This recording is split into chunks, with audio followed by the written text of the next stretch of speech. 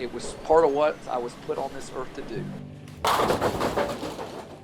I love bowling, and I do. I literally eat it, sleep it, live it, dream it. I'm looking at bowling every day, constantly. It's very consuming to me. I've been very fortunate, now in my life. But if this would have happened probably 10 years ago, it would have been a much different story for me and my wife too. We went through our struggles with the business and trying to get it going and really making money. Everything that you're making a week, it's like it's almost gone before you got it.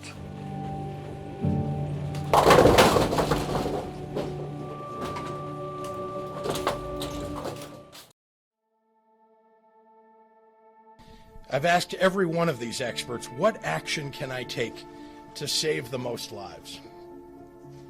Well, they've come back to me with one inescapable conclusion.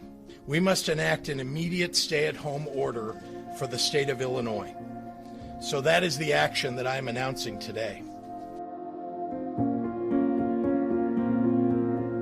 More states reaching breaking points as a coronavirus pandemic hits new highs. First of all, as we know, the World Health Organization just declared this a global health emergency. Well, I'm very cautiously optimistic it will be found, but only it's going to take about a year at least to get a vaccine.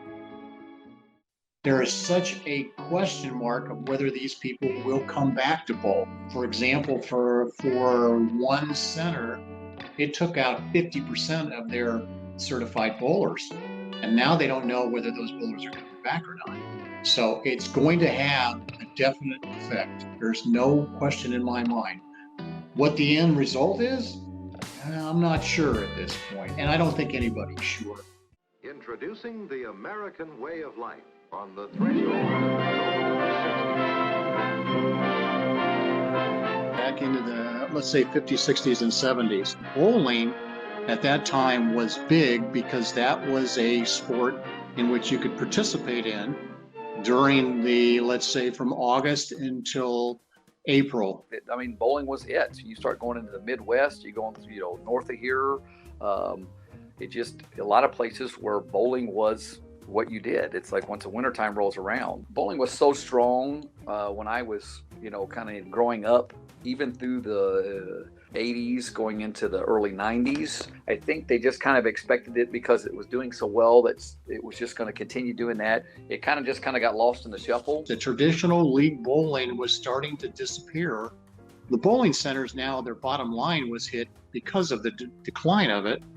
So now they had to come up with ideas in which to bring people in. They would do anything they could to make it an entertainment. Anything to draw people into their business to help with the bottom line. It's not about getting in leagues so much anymore. You see a lot of the bowling facilities that have turned themselves into entertainment centers.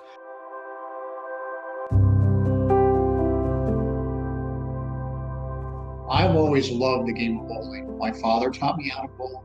My father was a bowler.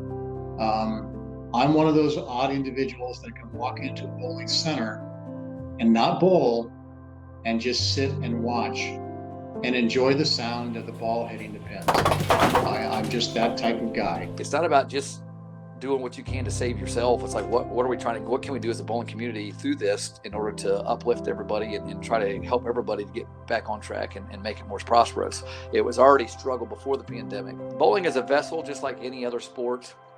It's one, again, which is so nice because you can basically do it for a lifetime. You don't wish anybody any ills as far as their business by any stretch, but maybe for some, it's as crazy as it may be a blessing in disguise that, instead of holding on to something that's just not flourishing, there's nothing coming from it, that might give them a new opportunity to do some different things.